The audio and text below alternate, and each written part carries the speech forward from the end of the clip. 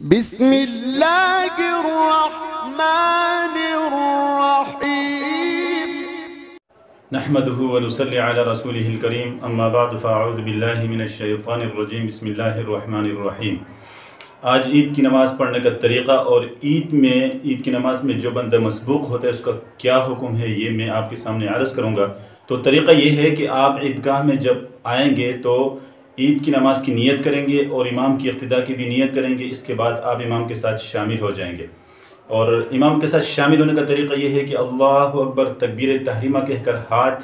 باندھیں گے، اور اس وقت امام بھی اور مقتدی بھی سبحانک اللہم پڑھیں گے، اور اس کے بعد جو ہے پھر امام اللہ اکبر کہہ کر ہاتھ چھوڑے گا، آپ بھی اس طرح کریں گے، پھر اللہ اکبر کہہ کر ہاتھ چھوڑے گا، آپ بھی اس طرح کریں گے، پھر اللہ اکبر کہہ کر ہاتھ باندھے گا، اور آہستہ اعوذ باللہ اور بسم اللہ پڑھ کے اونچی آواز سے امام قرات کرے گا، آپ خاموشی سے سنیں گے۔ ایک رکعت مکمل ہو گئی کرنے کے بعد دوسری رکعت کے لیے جب وہ امام کھڑا ہوگا تو پہلے قرات کرے گا، قرات الحمد کے ساتھ سورت ملا کر فارغ ہوگا، تو پھر اللہ اکبر کہہ کر ہاتھ چھوڑے گا، پھر اللہ اکبر کہہ کر ہاتھ چھوڑے گا،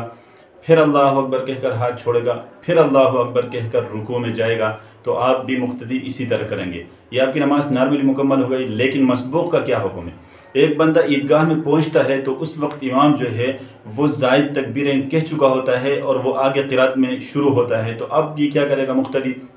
تو وہ مقتدی جب امام کے ساتھ شامل ہوگا اللہ اکبر تکبیر تحریمہ کہہ کر نماز میں شامل ہوگا۔ اس وقت وہ سبحانک اللہم تو نہیں کہہ سکتا، لہٰذا ہاتھ باندھنے کی بھی ضرورت نہیں۔ پھر اللہ اکبر کہہ کر ہاتھ چھوڑے گا، یہ زائد تکبیریں اس طرح کرے گا اور جو ہے نا امام کے ساتھ مل جائے گا اور آگے اپنی نماز چلائے گا۔ اور دوسری صورت یہ ہے کہ یہ جب مقتدی وہاں پہنچا تو امام قرات بھی کر کے رکوع میں چلا گیا تھا پہلی رکعت میں، تو اگر اس کو اندازہ ہے کہ میں رکوع میں امام تک پہنچ سکتا ہوں، وہ دیر لگائے گا اس میں، تو قیام کی حالت میں ہی وہ کیا کرے گا؟ اللہ اکبر کہہ کر جو ہے یہ تکبیر تحریمہ کہے گا، نماز میں شامل ہوگا۔ اس میں بھی سبحانک اللہم پڑھنے کی ضرورت نہیں ہے، اس لیے ہاتھ باندھنے کی بھی ضرورت نہیں، لیکن اس کی نیت تکبیر تحریمہ کی ہونی چاہیے۔ اس کے بعد پھر زائد تکبیریں کہے گا اور پھر چلتے چلتے رکوع میں جائے گا اور امام کے ساتھ مل جائے گا۔ اگر اس کو اندازہ ہے کہ امام کے ساتھ رکوع تک نہیں جا سکتا ہوں میں، یعنی زائد تکبیراتیں کہتے کہتے امام رکوع سے اٹھے گا، تو پھر وہ جو ہے اللہ اکبر کہہ کر جب نماز میں شامل ہوگا تو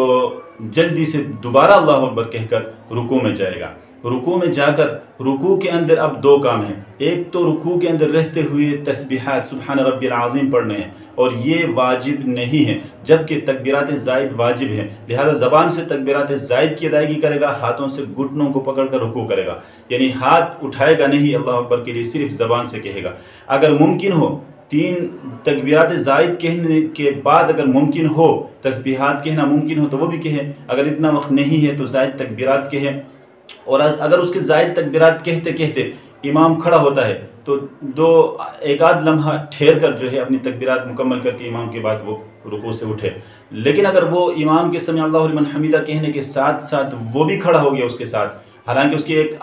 ایک یا دو تکبیریں رہ گئی تھی، تو کوئی مسئلہ نہیں، جو تکبیرات اس سے رہ گئی وہ اس کو معاف ہے۔ اسی طرح اگر کوئی بندہ جو ہے نماز میں شامل ہو گیا تو اس وقت امام رکوع میں تھا، اس نے اللہ اکبر کہہ کر تکبیر تحریمہ کہہ چکا تھا، اس کے بعد وہ زائد تکبیریں کہنے لگے یا رکوع میں جانے لگا تو امام رکوع سے اٹھا، تو اب اس کی پہلی رکعت رہ گئی۔ اب اپنی رکعت جو ہے وہ بعد میں پڑھے گا، بعد میں جب وہ پہلی رکعت جب پڑھے گا تو اس میں قرات پہلے کرے گا اور تکبیرات بعد میں کہے گا۔ اور ایک مسئلہ یہ بھی یاد رکھیے گا کہ اگر کوئی بندہ عیدگاہ میں پہنچا تو دیکھا اس کا وضو نہیں تھا اور قریب میں کہیں وضو کرنے کی جگہ بھی نہیں ہے اور کہیں اور جا کے نماز پڑھنے کا امکان بھی نہیں ہے، تو ایسی صورت میں تیمم کر کے نماز میں شامل ہو سکتا ہے۔ نماز پڑھتے پڑھتے درمیان میں اگر وضو ٹوٹ جاتے ہیں تو اس کا بھی یہی حکم ہے، قریب میں وضو خانہ ہے، وضو کر کے آ سکتا ہے، نماز مل سکتی ہے تو آئے، نہیں مل سکتی کہیں اور بھی چند نماز ملنے کا امکان نہیں ہے تو وہ تیمم کر کے نماز پڑھ سکتا ہے۔ اور اگر نماز مکمل طور پر آپ سے چھوٹ جائے تو آپ گھر میں آ کر 4 رکعت جو ہے چاشت کی نماز پڑھیں،